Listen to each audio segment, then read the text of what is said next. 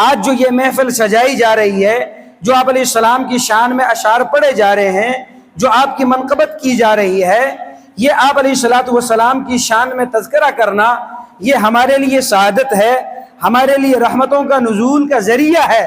آپ علیہ السلام کی شان ویسے ہی بلند و بالا ہے، آپ کی شان ہماری تعریف کی محتاج نہیں ہے۔ جس کو کسی شاعر نے کہا تھا، ما ان مدحت محمدا بمقالتی ولکن مدحت مقالتی بمحمدی، میں اپنی تعریف کے ذریعے، اپنے کلمات، اپنے اشعار کے ذریعے محمد کی شان کو بڑھا نہیں رہا، بلکہ محمد کی شان کو بیان کر کے اپنی زبان کو مبارک کر رہا ہوں، اپنے لیے ذخیرہ آخرت کر رہا ہوں۔ یہ وہ محفل ہے جس میں بھی حاضر ہوں، آپ بھی حاضر ہیں۔ اللہ ہماری حاضری کو اپنی رضا کے لیے قبول و منظور فرمائے۔ تو قرآن کریم کی جو آیت تلاوت کی، وَرَفَعْنَا لَكَ ذِكْرَكَ، محبوب ہم نے آپ کے لیے آپ کے ذکر کو، مقام کو بلند کر دیا ہے، لا الہ الا اللہ کی صدا لگائی۔ اس وقت سارے مکہ کے مشرکین اکٹھے ہو گئے، کہنے لگے یہ تو آپ علیہ السلام دن بدن آپ کی دعوت پھیلتی جا رہی ہے، لوگ دارہ اسلام میں داخل ہوتے جا رہے ہیں، اور حج کا موسم بھی آ رہا ہے، دور دراز سے، قبائل سے، نزدیک سے بھی لوگ حج کے لیے آئیں گے، وہ تمام ان سے متاثر ہو جائیں گے۔ اب ہم کیا کریں، کسی طریقے سے آپ کی دعوت کو روکیں۔ لہٰذا ایک میٹنگ ہوئی، گول میز کانفرنس ہوئی ہے، سارے بڑے بڑے سردار بیٹھے ہوئے ہیں، ولید بن مغیرہ کی زیر صدارت اجلاس چل رہا ہے۔ ایک کہتا ہے کہ یہ کہہ دیا جائے جب یہ قافلے آئیں تو ان سے علیحدہ ملاقاتیں کر دی جائیں، اور انہیں کہا جائے کہ یہ جو مکہ میں محمد، سب کہتے ہیں صلی اللہ علیہ وسلم نامی شخص ہیں، نعوذ باللہ من ذالک، یہ کاہن ہیں۔ کیا ہیں؟ کاہن ہیں، لہٰذا ان کی باتوں میں نہ آنا۔ تو ولید بن مغیرہ کہنے لگا، نہ یہ کوئی بات اتنی مزے کی نہیں لگی، کوئی اور بات کرو۔ تو ایک کہنے لگا، آپ کہہ دینا یہ بہت بڑا شاعر ہے۔ ولید بن مغیرہ کہنے لگا، میں خود شاعر ہوں، ان کا کلام شعر نہیں، کوئی اور بات پیش کرو۔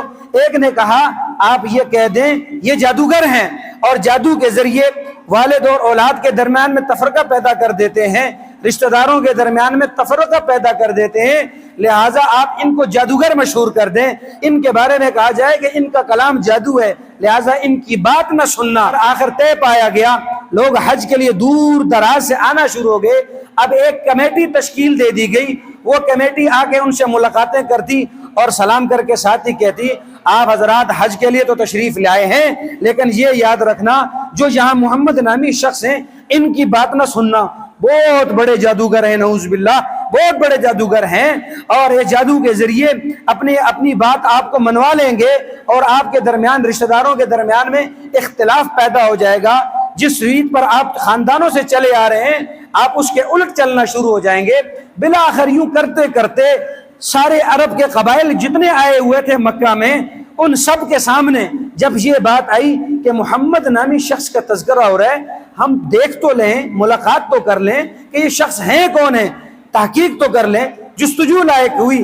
لہٰذا سب نے تلاش کرنا شروع کر دیا، محمد کون ہے۔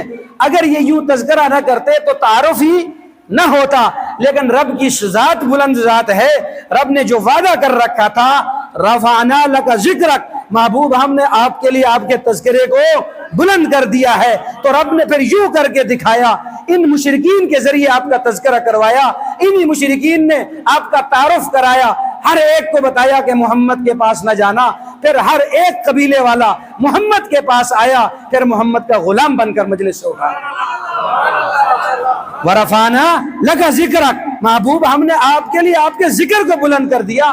اب آپ دیکھیں، ایک تو یہاں ان لوگوں سے آپ کا تعارف کراتے چلے گئے، دوسرا آپ کو تسلی دی، میرے پیارے محبوب آپ نے پریشان نہ ہونا، آپ کا نام میں اتنا بلند کر دوں گا، قیامت تک ہر امتی جب جب میرا نام لے گا وہاں آپ کا نام لے گا۔ اور مسند ابی یعلا اور دیگر کتابوں میں حدیث مبارکہ موجود ہے، سیدنا جبرائیل علیہ السلام تشریف لائے، اور رسول اکرم سب کہتے ہیں صلی اللہ علیہ وسلم سے ارشاد فرمایا کہ یا رسول اللہ صلی اللہ علیہ وسلم، رب نے جو فرمایا ہے کہ ورفعنا لک ذکرک، ہم نے آپ کے ذکر کو بلند کر دیا، اس کا معنی کیا ہے؟ کیسے آپ کے ذکر کو بلند کیا؟ آپ نے جواب دیا اللہ عالم، اللہ بہتر جانتے ہیں کہ انہوں نے میرا ذکر کیسے بلند کیا۔ تو حضرت جبرائیل علیہ السلام فرماتے ہیں اللہ نے آپ کے ذکر کو ایسے ہی بلند کیا ہے، جس جس مقام میں جس جس جگہ رب کا ذکر ہوتا رہے گا محبوب آپ کا ذکر بھی ہوتا رہے گا۔ یوں آپ کا مقام، نام، مقام، مرتبہ رب نے بلند کر دیا۔ اور آپ اس کی جیتی جاگتی مثال دیکھ لیں، جب آپ کسی کو کہتے ہیں کلمہ پڑھ، یا کسی کو دعوت دیتے ہیں، یا آپ خود کلمہ پڑھتے ہیں، تو کیا کہتے ہیں؟ لا الہ الا اللہ، نہیں ہے کوئی معبود مگر اللہ۔ ساتھ ہی کیا کہتے ہیں؟ محمد رسول اللہ، محمد اللہ کے رسول ہیں۔ رب کی توحید کا اقرار بھی کرتے ہیں، محمد کی رسالت کا اقرار بھی کرتے ہیں۔ اگر کوئی شخص رب کی توحید کا اقرار کرے اور محمد کی رسالت کا اقرار نہ کرے، وہ بندہ مسلمان نہیں ہو سکتا۔ مسلمان ہونے کے لیے پہلی شرط یہ ہے کہ رب کی توحید کا اقرار کرے، نمبر 2 نبی پاک کی رسالت کا اقرار کرے۔ ذکر بلند ہوا کہ نہیں ہوا؟ کلمے میں بھی ذکر بلند ہے۔ پھر آگے آپ چلیں، کلمے کے بعد اگلا مقام آیا اذان کا۔ آپ کا مؤذن اذان دیتا ہے، کیا کہتا ہے؟ اشہد اللہ الہ الا اللہ۔ پھر ساتھ کیا کہتا ہے؟ اشہد ان محمد رسول اللہ۔ محبوب اذان میں بھی آپ کا تذکرہ ہوگا، اقامت کی جا رہی ہوگی، اس وقت بھی اقامت کہنے والا نبی پاک کی رسالت کا ڈنکا بجائے گا۔ پھر صرف اذان اور اقامت نہیں، آگے چلیں نماز۔ نماز میں بھی جہاں آپ رب کا ذکر کریں گے، التحیات للہ والصلوات والطیبات، پھر آگے چل کے کیا کہتے ہیں؟ السلام علیکہ ایھا النبی ورحمۃ اللہ وبرکاتہ۔ محبوب نماز میں بھی آپ کا تذکرہ ہوگا۔ پھر صرف نماز میں نہیں، محبوب امتی اپنی جیتی جاگتی دنیا میں ذکر تو کرتا رہے گا، قبر میں جائے گا، قبر میں بھی آپ کا ذکر ہوگا۔ جہاں سوال ہوگا من رب کا، تیرا رب کون ہے، دوسرا سوال کیا ہوگا؟ بولے نا، دوسرا سوال کیا ہوگا؟ من نبیو کا، نبی کون ہے۔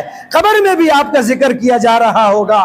قبر کے بعد حشر کا معاملہ ہوگا، حشر میں ہر ایک ہوگا، اور وہاں سوال ہوگا کہ کب حساب و کتاب شروع۔ تمام انبیاء علیہم السلام پریشان، مجمع امت پریشان، اور اس وقت تمام انبیاء مشورہ کیا دیں گے؟ جائے نبی اکرم صلی اللہ علیہ وسلم کے پاس، آج انہی کی شفاعت کام آئے گی۔ میرے رب نے فرما دیا، میدان میں، دنیا میں، قبر میں، آخرت میں، ہر جگہ محبوب ہم نے آپ کے ذکر کو بلند کر دیا۔ وَرَفَعْنَا لَكَ ذِكْرَكَ، محبوب ہم نے آپ کے مقام کو، آپ کے تذکرے کو بلند کر دیا ہے۔